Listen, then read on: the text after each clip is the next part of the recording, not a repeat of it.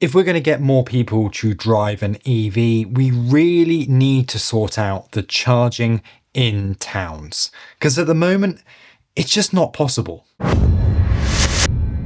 Welcome back to TQEV. This is the home where I just chit chat about everything electric cars and why they really are the future, and you don't need to be scared of them. That said, I will definitely bring up some of the concerns that are facing us and some of the barriers that I think are stopping a lot of people switching to an electric car. Today, I wanted to talk about a bit of a personal issue that I see with EVs and within my own family, and that is the lack of public charging in certain parts of the country. We look in certain cities, there are some incredible schemes going on where they are putting out loads of chargers, whether that's street parking with chargers, or whether that's large hubs that you can easily go to in supermarkets or places you regularly go to, and it just makes life really easy. If you're one of the lucky people that live in one of those areas, then it works great, and there's very few excuses not to switch to an EV. The problem is there's a lot of towns here in the UK that just haven't got anywhere near the infrastructure yet required to be able to accommodate all those people that don't have a driveway. I'm very lucky. I have a driveway. We have 2 electric cars, and it is without doubt the most cheapest way to run a vehicle. In fact, I couldn't imagine going back to driving a petrol or diesel car. It really does feel foreign to me. That said, I totally understand that it isn't that easy if you can't charge on your own driveway. If you don't have that ability to be able to use the cheap electricity and the convenience as well, which I think is arguably more important than the price, then it's a problem and it will be a barrier to entry. I think that became very clear to me when this weekend my parents were looking for a new car, and they would love to switch to an electric car. Absolutely love to. And actually financially, it makes a lot of sense. A lot of the EVs in the price bracket they were looking for, and a lot of the features they want as well in a car, such as it being automatic and something a bit taller, well, the EVs that were in the price bracket they were looking at were absolutely perfect. There's loads of EVs in that sort of £9,000 to £10,000 price bracket now, which are excellent. They have decent range, they are fairly modern, they have all the features you could really wish for, and even the charging in those cars are now a lot better. That said, if you can't charge at home, it's still going to be a problem. My parents live in a town called Brixham, which is a small fishing town.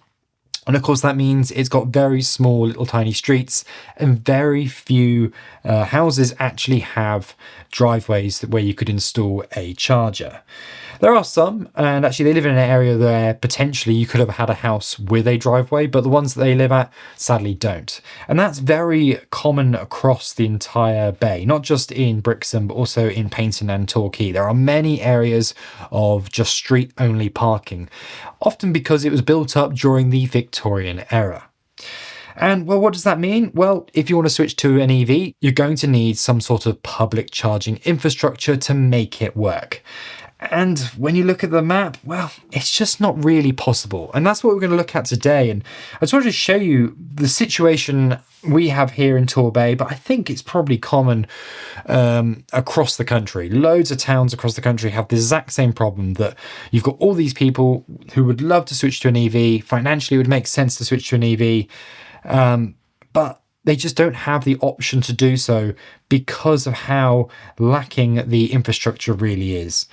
So if you look across the bay, it doesn't look too bad when zoomed out wide. There are lots of little points sticking out here showing all the different places you can charge. But actually, when you start breaking it down, and I'm on ZapMap, which is of course the obvious place to go when you want to look at charging locations around the UK, you'll soon realise that these pink ones, well, they're the only ones that actually are fast or rapid charges. The rest are sort of your 7 kilowatt charges that you'll find at a few destination places like hotels. And when you start really looking, you realise that each town doesn't actually have that many. In fact, our biggest hubs are, there's one in the Sainsbury's up here, which is a BP Pulse, and that's just 4 CCS charges, and they only charge at 50 kilowatts. That's just not enough. It's not bad while you're shopping. 50 kilowatts is not a bad speed, but it's certainly not rapid. And sadly, it's still few and far between even then. They have installed a few of these Wenner chargers in some of the council car parks. They are very expensive, and they do generally have 4 bays, up to 100 kilowatts on some of them as well. So that's a little better, but they are in places that you perhaps wouldn't go to, and you have to pay for parking. So not only are you paying an expensive charge, but you also have to pay for parking as you fill up, which I think is a bit harsh, especially as a local resident. We got odd little ones like this little right here, and of course Osprey have a few filtered throughout the local area. And when you get down into Brixham, where my parents live, you can really see it's really lacking down here. They claim that there's one at Pod Point. Apparently it's being used right now. That is incredible that someone's using effectively it's a petrol station there, and someone's actually charging on a 7 kilowatt charger. But the only rapid charger in Brixham is one of those Wenner ones that just got recently installed. 4 chargers once again, but of course you have to pay for that parking. And is 4 chargers really enough for a town of, say, 30,000 people? Of course not. It really isn't. That is okay, but time you include all the tourists that come down on holiday that will probably want to use those chargers, it just isn't enough. And of course, it's so inconvenient for people to have to go into the centre of town every time they need to fill up their car for another week's charging. Now, generally in the Bay, a lot of people from Brixham, a lot of other areas around here will go to Paignton outskirts, where there's a lot of supermarkets and shopping areas. So you'd expect, there to be a few options out there. And actually that would be a sensible place to have charging. But even then, it's still limited to just the odd one, a Lidl. There's another one here, an Aldi. There's a couple Shell Recharge, but they're few and far between. And the problem with these individual charging setups, they just don't provide the convenience and the guarantee that when you turn up, you can definitely charge. They're fine. They're great. It's great to have some sort of charging facility at each location. It's better than nothing. But I do think that anyone who wants to actually invest in an electric car, who wants to drive them full time, they need to know where they're going is going to have an available charger. And when you've only got 1 or 2, you can't guarantee that. There's a good chance it's already going to be in use by someone else, or one of them doesn't work, which limits you to just one possible working charger, or it may even be iced in certain locations as well. And that really makes it not great. We need to see more hubs in all of these towns, in out of town locations, not in the central car parks, but actually in places that people go shopping. So when they do their weekly shop, that they can charge up their cars, a bit like how they just do their filling up of their petrol cars right now. Sainsbury's have done a great thing with their smart charge around the country. If you go to Exeter, I think both of their stores there have plenty of Ken Power chargers. I think 16 at each, which is exactly what we need, so that when you turn up, there's always going to be several free. But when you've just got 1, 2, maybe 4 if you're lucky, it's just too risky for someone to go out and use those chargers exclusively unless they have an ability to charge somewhere else. Now, this could all be solved if we installed enough street charging and if we installed enough other public slow charging in destinations, in maybe the public car parks, or especially the hotels around here. All the people coming down on holiday, you'd think they'd want to be able to charge their cars when they arrive. Unfortunately, we don't provide that in the Bay. That's not something that we actually provide. If I look at chargers around here, and actually doesn't even come up on ZapMap, I've got a charger near where I live for the new Premier Inn. And there, they've installed 2 chargers, 1 unit with 2 plugs on it. So if it breaks, it means there's 0 charges. And I'm just thinking, who is actually going to use that? How is that actually useful for anyone who's coming on holiday? Because you come all the way down here and then you're thinking, okay, well, we're staying at the Premier Inn. Oh, they have chargers there. Brilliant. Then you have a look a bit further into it. Oh, it's 1 or 2.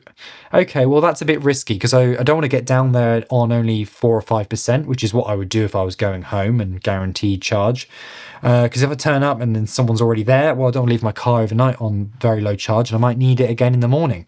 So, okay, I'll use the rapid charges at Exeter services instead, which is fine. But of course now, during those busy bank holiday weekends, those charges at the are going to be extra busy.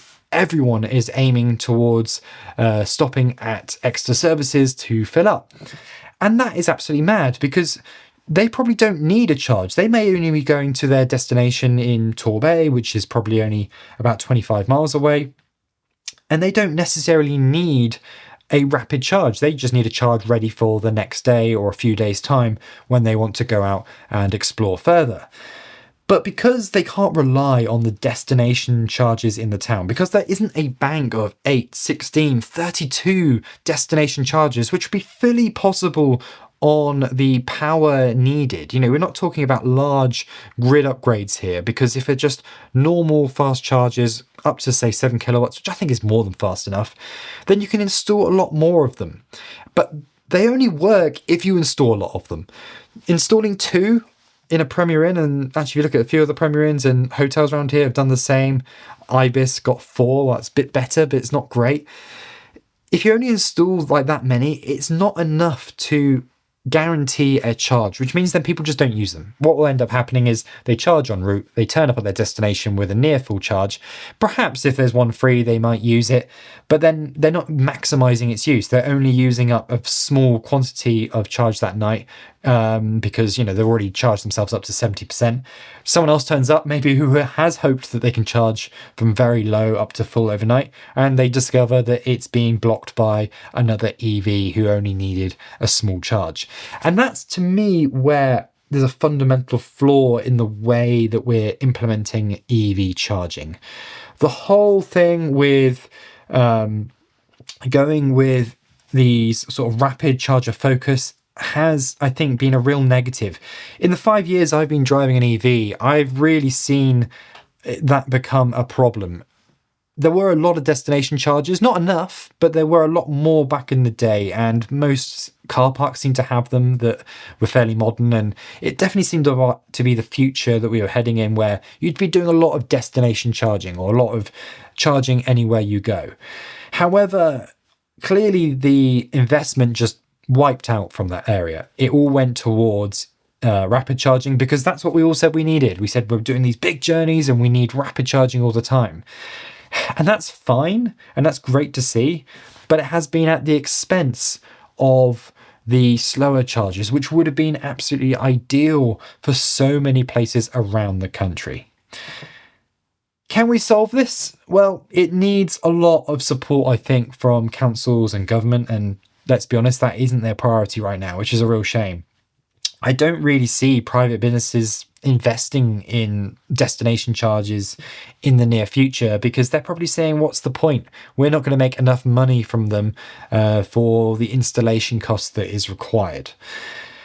It is a real shame, though, because it would completely transform what we actually use EVs and how we can use them and who can have them, which I think is the really key thing. My parents could drive an EV if they had some sort of street charging down the road.